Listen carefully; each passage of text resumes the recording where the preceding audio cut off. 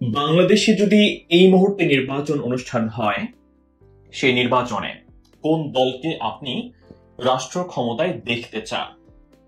ঠিক এমন একটি জরিপে প্রশ্ন দিয়েছিলাম আমি 2 সপ্তাহ আগে। সেই জরিপে যে রেজাল্ট পেয়েছি সেটা একেবারে শকিং।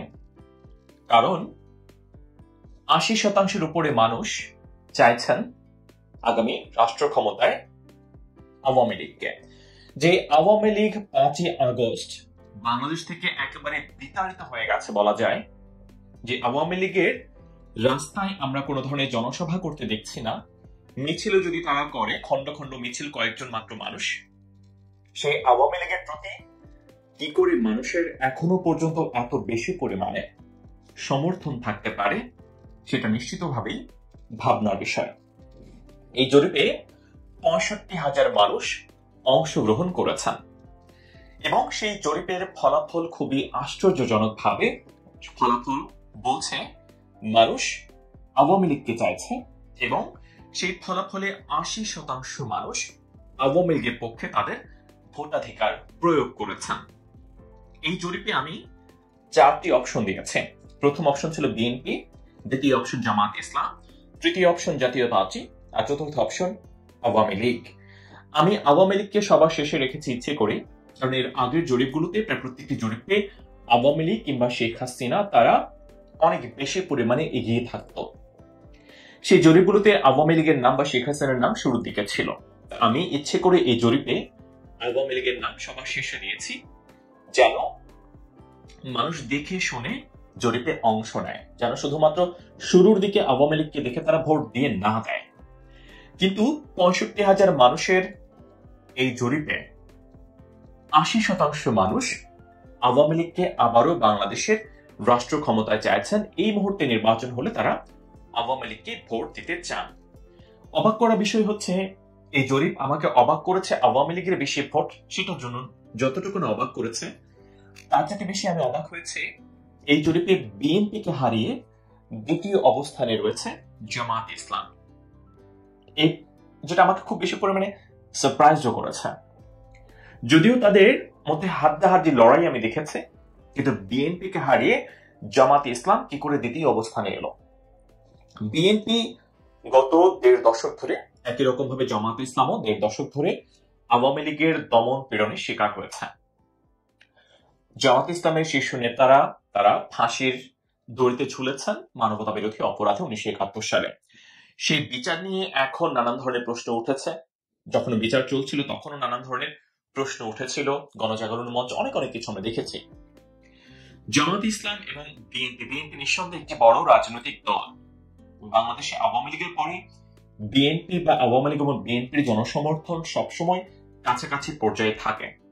কিন্তু এই জরিপটাতে আমি খুব অবাক হয়ে দেখলাম বিএনপি জামাত ইসলামের চাইতেও কম মানুষের আস্থা অর্জন করেছে।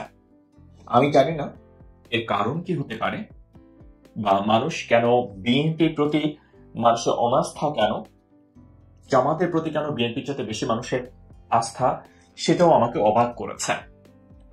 কারণ বলা হয়ে থাকে, নির্বাচনের বিশ্লেষক যারা তারাও বারংবার এটা বলে থাকেন যে বাংলাদেশে ভোটের শতাংশ হারে যদি হিসেব করা হয় তাহলে 35% আওয়ামী লীগ, 35% বিএনপি, বাকিটা জামাতে ইসলাম, জাতীয় পার্টি সহ বাকি 10% থাকে তারা নিরপেক্ষ ভোটার। তারা আসলে পরিবেশ পরিস্থিতি বুঝে যেদিকে জোয়ার তারা সেদিকে ভোট দেন।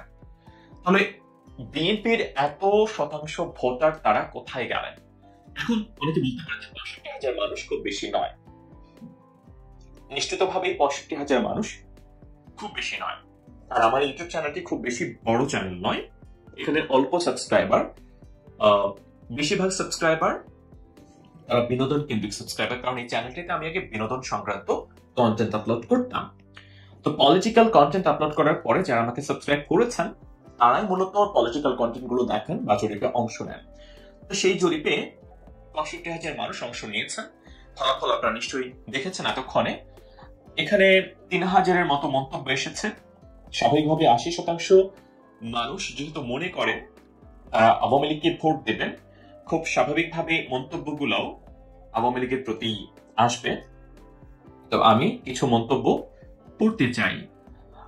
প্রথম মন্তব্য, না বুঝে আন্দোলনে গিয়েছিলাম, অনুশোচনায় ভুগতেছি, সরি শেখ হাসিনা। এই যে না বুঝে আন্দোলনে যাওয়া, এটার পক্ষেও নানান ধরনের বক্তব্য আসলে রয়েছে, এবং এটার জন্য আমি বলতে পারবো যে বর্তমান অন্তর্বর্তীকালীন সরকারের অনেক উপদেষ্টা যারা কথাগুলো বলেন বা সমন্বয়ক যারা কথাগুলো বলছেন তারা অনেকটা দায়ী। কারণ দায়ী আমি এই কারণে বলছি, আন্দোলনের পরে, শেখ হাসিনা সরকারের পতনের পরে যখন জনগণ যারা আন্দোলন করেছে তারা সবাই এক মহড়ায় মিলিত, তখন সমন্বয়করা বা সরকারের পক্ষ থেকে কিছু কিছু বক্তব্য দেয়া হলো যেগুলো আসলে স্পিরিটটা নষ্ট করেছে। যেমন যদি প্রধান উপদেষ্টা ডক্টর মোহাম্মদ ইউনূস সাহেব তিনি যে বিল ক্লিন্টন ফাউন্ডেশনে গিয়ে তিনি বক্তব্য রেখেছিলেন যে মেট্রিকুলাসলি ডিজাইন ছিল সবকিছু, এটা বুমেরাং হয়েছে। এটা বুমেরাং হয়েছে কেন? কারণ সবাই ভেবেছিল যে এই আন্দোলনটা কোটা সংস্কার আন্দোলন ছিল, সরকার কোটা সংস্কার আন্দোলনকারীদের দমন করেছে, নিপীড়ন করেছে, ছাত্র হত্যা করেছে, সাধারণ মানুষ এটা মানতে পারেনি। 1.5 দশক ধরে আওয়ামী লীগ সরকারের প্রতি পুঞ্জীভূত ক্ষোভ ছিল, ক্ষোভের বহিঃপ্রকাশ ঘটেছে, শেখ হাসিনাকে দেশ ছেড়ে বাধ্য হয়ে পালাতে হলো। মোটা দাগে এটাই ছিল ডক্টর মোহাম্মদ ইউনূস সাহেবের আমেরিকায় গিয়ে বিল ক্লিন্টন ফাউন্ডেশনে বক্তব্য রাখার আগ পর্যন্ত সারা দেশের মানুষের ধারণা। যখন তিনি বললেন ইট ওয়াজ প্ল্যান্ড অর মেটিকুলাসলি ডিজাইনড, তখন অনেকের মধ্যে কনফিউশন তৈরি হলো, তাহলে কি তারা ডিজাইনের অংশ ছিলেন? তারপর একজন সমন্বয়ক তিনি বললেন যে পুলিশের হত্যার ঘটনা বা মেট্রো রেল আগুন দেওয়ার ঘটনা না ঘটলে এই বিপ্লব সফল হতো না। আর এই বক্তব্য যখন তিনি রাখলেন এবং এরপরে তাকে আসলে এক সাইডে করে দেওয়া হলো, তাকে আমরা এখন আর খুব একটা ফ্রন্ট লাইনে দেখি না বা তার আপনার কোনো বক্তব্য আমরা এখন আর পাই না। আর এই বক্তব্য রাখার পরে কিন্তু আবার সাধারণ মানুষ, সাধারণ ছাত্র যারা শুধুমাত্র এখন দেখেন ওই আন্দোলনে কিন্তু অনেক ধরনের মানুষ গিয়েছেন। এমনও মানুষ গিয়েছেন যারা শেখ হাসিনাকে পছন্দ করেন, আওয়ামী লীগকে পছন্দ করতেন, আওয়ামী লীগের সাপোর্টার ছিলেন, কিন্তু ছাত্র হত্যার ঘটনা তারা মন থেকে মেনে নিতে পারেননি। ছাত্র আন্দোলন বা কোটা সংস্কার আন্দোলনকে সরকার যেভাবে দমাতে চাইল সেই প্রক্রিয়া তারা পছন্দ করেননি, কিন্তু তারা আসলে এর আগে আওয়ামী লীগকে পছন্দ করতেন। কিন্তু যখন এই যে সমন্বয়কের কথাটা যে পুলিশের হত্যার ঘটনা, মেট্রো রেল আগুন দেওয়ার ঘটনা না ঘটলে তাদের বিপ্লব সফল হতো না, আন্দোলন সফল হতো না, তখন কিন্তু ওই মানুষগুলো যারা বিপ্লবে অংশ নিয়েছে, যারা আন্দোলন অংশ নিয়েছে, তাদের মনের মধ্যে কিন্তু সন্দেহের বীজ তৈরি করলো। তার মানে এই কাজগুলোকে ইচ্ছে করে করা হয়েছে। এরপরে উপদেষ্টা আব্দুর রহমান মাসুদ সাহেব তিনি নাগরিক টেলিভিশনে একটি অনুষ্ঠানে তিনি বলেছেন যে তাদের মূল লক্ষ্য ছিল শেখ হাসিনার পতন ঘটানো, এবং শেখ হাসিনা যদি কোটা সংস্কার আন্দোলনকারীদের দাবি সব মেনেও নিতেন, তারপরও তারা নতুন দাবিতে হয়তো তারা আন্দোলন করতেন, শেখ হাসিনার পতন তারা ঘটাতেন, এবং তারা সেটা 2012-13 সাল থেকে তারা প্ল্যান করছিলেন। এই যে সমন্বয়কের এইসব কথাগুলো মানুষের মনের মধ্যে বিরূপ মনোভাব তৈরি করেছে 24-এর ছাত্র জনতার গণ অভ্যুত্থান নিয়ে। এটাকে অনেকেই এখন আর সাধারণ গণ অভ্যুত্থান মনে করেন না, এটাকে অনেকেই এখন ষড়যন্ত্র বলেও অনেকে বিশ্বাস করতে শুরু করেছেন, যেটা এই পুরো বিপ্লব, পুরো আন্দোলনের স্পিরিটটাই নষ্ট করেছে। এবং সেটা অতি কথনে শেখ হাসিনার একটা কথাতে যেরকম ভাবে পুরো সরকার পড়ে গেল রাজাকার, একই রকম ভাবে বর্তমান সরকার উপদেষ্টাদের বা সমন্বয়ক যারা মুখ্য ভূমিকা পালন করেছেন তাদের নানান কথাগুলোতেই আন্দোলনের স্পিরিট নষ্ট হয়ে গেছে, এবং যে ঐক্য আমরা দেখেছিলাম শেখ হাসিনার বিরোধী সে ঐক্য কিন্তু ফাটল ধরেছে। এবং এ ধরনের মন্তব্য আমি এখন বেশি পাচ্ছি, তারা বলছেন যে তারা আসলে ভুল করেছেন।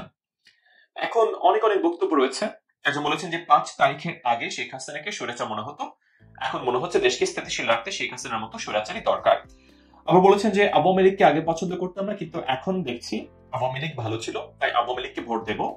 তারা যত ঐক্য করুক দেখিয়ে দিতে চায় জনগণ কি মূল ক্ষমতার উৎস। একজন বলেছেন আমার পরিবারে 9টা ভোটই নৌকায় দেব, অথচ এখানে এখন একটা ভোট দেওয়ার সুযোগ হলো, তাহলে বুঝে নেন অনলাইনের বাইরেও কত ভোট আছে। অলরেডি আশেপাশে কান রাখলে শোনা যাচ্ছে আগেই ভালো ছিলাম। এই যে আগেই ভালো ছিলাম এই টার্মটি যত জনপ্রিয় হচ্ছে ততই কিন্তু শেখ হাসিনার বা আওয়ামী লীগের বাংলাদেশের রাজনীতিতে আরো বেশি প্রাসঙ্গিক হওয়ার সুযোগ বাড়ছে। আপনাদের প্রতিক্রিয়া জানতে চাই। ধন্যবাদ দেখার জন্য। আল্লাহ হাফেজ। আসসালামু আলাইকুম।